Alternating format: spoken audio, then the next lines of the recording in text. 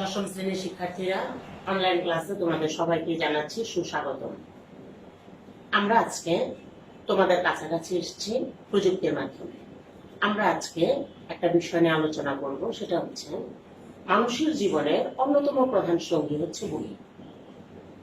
তোমার কোনো নিকটতম সঙ্গী বিপদে তোমার পাশে নাও থাকতে পারে, কিংবা তোমার কোনো জটিল সমস্যা সে সমাধান করতে সক্ষম নাও হতে পারে, কিন্তু বই সে বিপদে সুখে দুঃখে যেমনি তোমার পাশে থাকবে, ঠিক তেমনি তোমার নানা জটিল সমস্যার সমাধান করে দেবে। তাই সর্বযুগে সকল মনীষীদের একটি স্লোগান ছিল এবং আছে, বই পড়ো, বই পড়ো, বই পড়ো। আজকে আমরা তোমাদের একটা টপিক, বই পড়া প্রমোদ চৌধুরীর। প্রমোদ চৌধুরীর বই পড়া নিয়ে আমরা আজকে আলোচনা করছি। আমাদের আজকে টপিক বই পড়া, রাইটার হচ্ছেন প্রমোদ চৌধুরী। এবার আমরা আসতেছি আলোচনায়। দেখো, বই পড়া প্রবন্ধে প্রমোদ চৌধুরী বলেছেন যে মানুষের জীবনের অনেকগুলো শখের মধ্যে সর্বশ্রেষ্ঠ শখ হচ্ছে বই পড়া, কিন্তু তারপরও আমি মানুষকে এটাকে শখ হিসেবে গ্রহণ করার জন্য পরামর্শ দিতে চাই না। বই পড়াটাকে শখ হিসেবে গ্রহণ করার জন্য পরামর্শ দিতে চাই না। তার প্রথম কারণ, এই পরামর্শটাকে কেউ গ্রাহ্য করবে না। কেন গ্রাহ্য করবে না? কারণ আমরা জাত হিসেবে শৌখিন নই। আমি এই কথাটা পরিপ্রেক্ষিতে আমি তোমাদের সাথে কিছু কথা বলতে চাই যে বাঙালি জাতি কিন্তু সর্বকালের লড়াকু জাতি। বাঙালি এই পর্যন্ত যা অর্জন করেছে, যা পেয়েছে, তা সংগ্রামের মাধ্যমে। বাঙালি সোনার চামিচ মুখে নিয়ে জন্মায়নি। সে তার স্বাধীনতা থেকে শুরু করে, সে তার ভাষা থেকে শুরু করে সবকিছু তাকে অর্জন করতে হয়েছে রক্তক্ষরণের মাধ্যমে। আজকের সমাজে আমরা যে দুমুঠো ভাত খাই, তাও কিন্তু একজন কৃষক মাটি ভেদ করে, রোদে পুড়ে, বৃষ্টিতে ভিজে সে ফসল উৎপাদন করে, তারপর আমরা দুমুঠো ভাত খেয়ে বাঁচি। সেই বাঙালি জাতিকে যদি আমরা বলি যে তোমরা বই পড়াটাকে শখ হিসেবে বেছে নাও, প্রমোদ চৌধুরী মনে সন্দেহ যে এই পরামর্শটা মানুষে গ্রহণ করবে না। অনেকে সেটাকে কুপরামর্শ মনে করতে পারে, কারণ আমাদের এখন ঠিক শখ করবার সময় নয়। আমরা অত্যন্ত দুঃখ দারিদ্র্যের দেশে বাস করি, যেখানে আমাদের জীবনটাকে টিকিয়ে রাখা কষ্টকর। সেখানে জীবনকে সুন্দর করার চেষ্টা, সুন্দর করার পরামর্শ অনেকের কাছে নিরর্থক, নির্মম মনে হতে পারে। এক্ষেত্রে আমি তোমাদের যে কথাটা বলতে চাই সেটা হচ্ছে যে একজন মানুষের যখন তার মৌলিক চাহিদাটা পূরণ করার জন্য তার জন্য কষ্টকর হয়ে যায়, দুমুঠো ভাতের জন্য যখন তাকে প্রতিনিয়ত সংগ্রাম করতে হয়, তাকে যদি আমরা বলি তোমার জীবনটাকে সুন্দর করো, এই পরামর্শ তার কাছে ভালো লাগবে না। আমি এক্ষেত্রে তোমাদের একটা এক্সাম্পল দিচ্ছি। ধরো একজন মহিলা, এই করোনার সময় তার চারদিকে তার ইনকাম সব বন্ধ, সে তার পরিবারকে নিয়ে খুব অর্থের অভাবে ভুগছে। সে তার ছেলে মেয়েদেরকে ঠিক মতো খেতে দিতে পারছে না, সে খুব মানসিক যন্ত্রণায় আছে। এই মুহূর্তে ধরো আমি যাই যদি তাকে একটা পরামর্শ দিই যে ভাবি, যে আপনারা জানেন কিনা ফেয়ার অ্যান্ড লাভলি থেকে, মানে একটা ফেয়ার অ্যান্ড লাভলি বেরিয়েছে কসমেটিক্স থেকে, যে এই ফেয়ার অ্যান্ড লাভলিটা যদি আপনি মুখে 8 সপ্তাহ মাখেন তাহলে খুব সুন্দর হয়ে যাবে। আমি যে এই এক্স মহিলার ভালো চাই, আমি যে চাই সে সুন্দর হোক, এ ব্যাপারে তো কোনো সন্দেহ নাই। সে সুন্দর হইলে আমার কি, নিশ্চয়ই আমি তার ভালো চাচ্ছি, সে সুন্দর হইলে আমার কাছে ভালো লাগবে, এটা আমার কাছে মনেই হতে পারে আমি তাকে একটা ভালো পরামর্শ দিলাম। কিন্তু আমার এই পরামর্শটা তার কাছে ভালো লাগবে না। তার কাছে তখন মনে হতেই পারে যে আমি ছেলে মেয়েদেরকে খাবার দিতে পারতেছি না, আর ম্যাডাম আমাকে বলে গেল আমি যাতে সুন্দর হই। এই জন্য প্রমোদ চৌধুরী বই পড়াটাকে শখ হিসেবে গ্রহণ করার জন্য পরামর্শ দিতে চান না, কিন্তু উনি ওনার বক্তব্যটাকে কয়েকটা স্টেপে কিন্তু চেঞ্জ করেছেন। উনি পরবর্তী স্টেপ ওনার বক্তব্যটা রাখলেন যে উনি পরামর্শ দিতে চান না যে তোমরা শখ হিসেবে গ্রহণ করো, কিন্তু উনি এটা চান যেন আমরা বই পড়ি। প্রমোদ চৌধুরীর কথা হচ্ছে যে আমরা কেউ সাহিত্যের রস উপলব্ধি করতে চাই না, আমরা সবাই শিক্ষার ফল লাভ করতে চাই।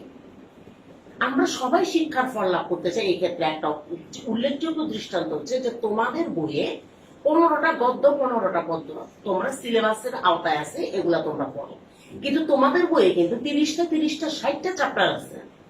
শুধুমাত্র ওই 30টাই তোমরা পড়ো, যে 30টা পড়লে তোমার পরীক্ষায় তুমি এমসিকিউতে ভালো করতে পারবা, সৃজনশীলে ভালো করতে পারবা, তুমি বাংলায় বেশি নাম্বার পাবা এবং তুমি গোল্ডেন এ প্লাস পাবা। তার মানে কি, তুমি এই যে 15-15-30টা পড়তেছো, এটা তুমি শিক্ষার ফল লাভের জন্য পড়ছো। আর যদি তুমি সাহিত্যের রস উপলব্ধি করতে চাইতা, আমরা যদি চাইতাম সাহিত্যের রস উপলব্ধি করার জন্য, আমরা আরো অনেক চ্যাপ্টার পড়তাম। তাহলে আমরা কেন শিক্ষার ফল লাভ করতে চাই, কেন আমরা সাহিত্যের রস উপলব্ধি করতে চাই না? এর কারণটা হচ্ছে শিক্ষার ফল হাতে নাতে পাওয়া যায় এবং এর একটা বাজার দর আছে। কিন্তু সাহিত্যের রস উপলব্ধি তুমি কতটা করলা, তোমার বিবেক কতটা সমৃদ্ধ হলো, তুমি কতটা মনুষ্যত্ব অর্জন করতে পারলা, এটার কোনো মাপার উপায় নেই। আজকে ধরো তোমরা এই করোনার সময় তোমরা 4 মাস 5 মাস 6 মাস 7 মাস তোমরা ঘরে বন্দি আছো।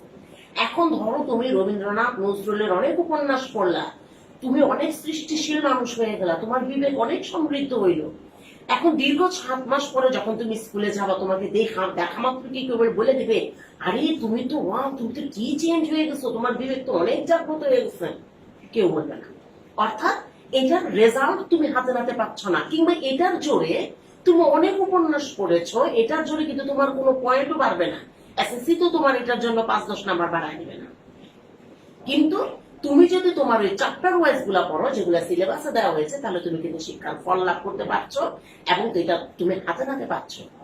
এই কারণে আমরা কেউ সাহিত্যের রস উপলব্ধির দিকে যাই না, আমরা সবাই শিক্ষার ফল লাভ করতে চাই। এক্ষেত্রে আরেকটু উল্লেখযোগ্য কথা হচ্ছে যে আমাদের সমাজে এই যে আমরা কেউ শিক্ষার সাহিত্যের রস উপলব্ধি করতে চাই না, আমরা শিক্ষার ফল লাভ করতে চাই, তাহলে এই যে আমাদের জন্য বই পড়ো এই স্লোগানটা কে দিবে? আমাদেরকে কে সংশোধন করবে, কে আমাদেরকে পথ দেখাবে, কে বলবে যে তোমরা শিক্ষার ফল লাভের দিকে আগাও না? নিশ্চয় শিক্ষিত সমাজ। নিশ্চয় শিক্ষিত সমাজ বলবে যে তোমরা বই পড়ো। অথচ দুঃখের বিষয় যে আজকের শিক্ষিত সমাজের লোলুপ দৃষ্টিটাও একান্বিত। আজকে শিক্ষিত সমাজও চায় আমি সেই শিক্ষাটাকে অর্জন করব যে শিক্ষাটাকে কাজে লাগিয়ে আমি টাকা উপার্জন করতে পারবো। এক্ষেত্রে প্রমোদ চৌধুরী একটা উদাহরণ দিয়েছিলেন যে একজন লয়ার যেদিন কোর্টে তার কেস উঠবে, তার আগের দিন রাতে সে হাজার হাজার ল রিপোর্ট মুখস্থ করে ফেলে। সে মানে অনেক আইনের গ্রন্থ সে পেজের পর পেজ উল্টাইতে থাকে, অনেক নিয়ম কানুন সে আওড়াতে থাকে। তার একটাই উদ্দেশ্য যে আমি আগামীকালকে একটার পর একটা আমি আইন প্রদর্শন করব জজের সামনে, আমি কেসে জিতবো, আমার খ্যাতি বাড়বে, আমার প্রসার বাড়বে, আমার টাকা বাড়বে। ওই মুহূর্তে ওই লয়ারকে গিয়ে যদি আগের দিন রাতে বলা হয় যে তুমি বঙ্কিমচন্দ্র কপালকুণ্ডল উপন্যাসটা পড়ছো, খুব সুন্দর জোস একটা উপন্যাস, সেটা পড়বে না। তার কাছে মনে হবে যে কথা জজে শুনবে না আমার সে কথা পড়ে তো লাভ নেই। তাহলে বিষয়টা হচ্ছে এই যে আমরা সবাই মনে করতেছি যে আমাদের টাকা উপার্জন হইলেই চললো, আমাদের জ্ঞান আহরণের কোনো দরকার নেই। কিন্তু একটা কথা তো সত্য, যে জাতির জ্ঞানের ভান্ডার শূন্য, সে জাতির ধনের ভান্ডারও শূন্য। অর্থাৎ আমরা যদি মনে করি যে আমরা জ্ঞান আহরণ করব না, দরকার নাই, আমাদের টাকা উপার্জন হইলেই চলবে, কিন্তু তোমরা একটু চোখ মেলে দেখো যে পৃথিবীতে সেই দেশগুলোই আর্থিকভাবে উন্নতি করেছে যাদের শতভাগ শিক্ষিত, যাদের 100% শিক্ষিত। অশিক্ষিত একটা দেশ, মূর্খ একটা দেশ, সে কখনো আর্থিকভাবে উন্নতি করতে পারবে না। কাজে আমি একজন ব্যক্তি তো প্রশ্নই আসে না।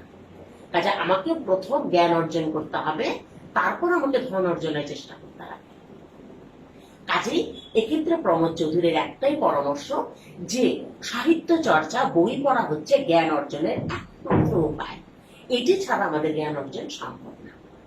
তাহলে এই জ্ঞান অর্জনের কাজটা আমাদের জন্য কোথায় করা উচিত?